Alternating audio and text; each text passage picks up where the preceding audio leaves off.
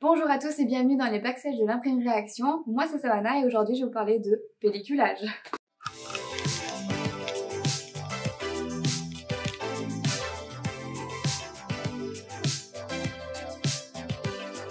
Qu'est-ce que le pelliculage?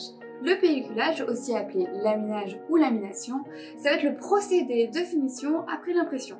Ça consiste à venir appliquer une très fine couche de film plastique sur l'entièreté du support.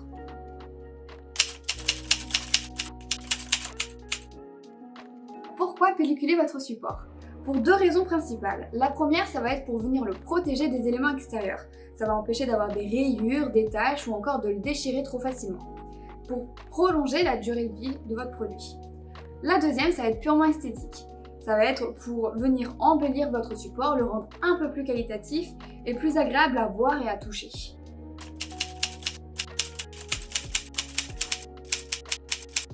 Du coup, quel pelliculage utiliser?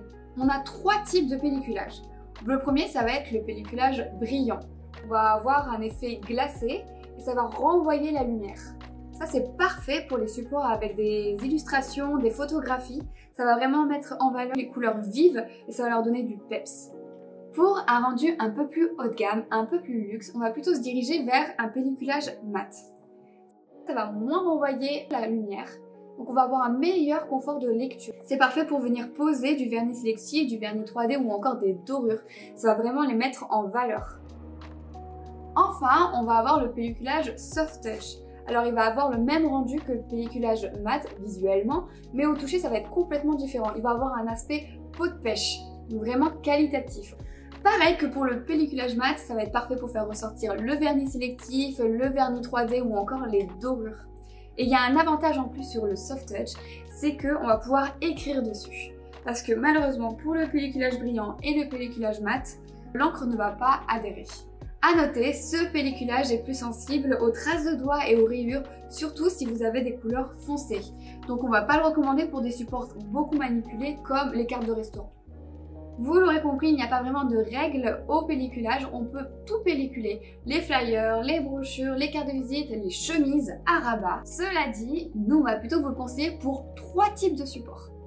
Le premier, ça va être les supports longue durée. Donc là on parle de brochures, de livres ou de catalogues, quelque chose qu'on va garder chez soi. Le deuxième, ça va être pour des supports qui vont être pas mal manipulés ou qui seront sujets à des frottements comme les cartes de visite par exemple. Le troisième, ça va être pour des supports un peu plus haut de gamme, surtout si vous voulez venir apposer du vernis sélectif ou du vernis 3D, là, le soft touch ou le mat sera indispensable.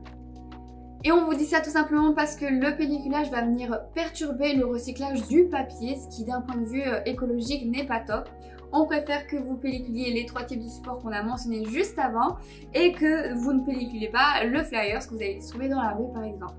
Voilà, c'est la fin de la vidéo. J'espère que vous en saurez davantage sur le pelliculage.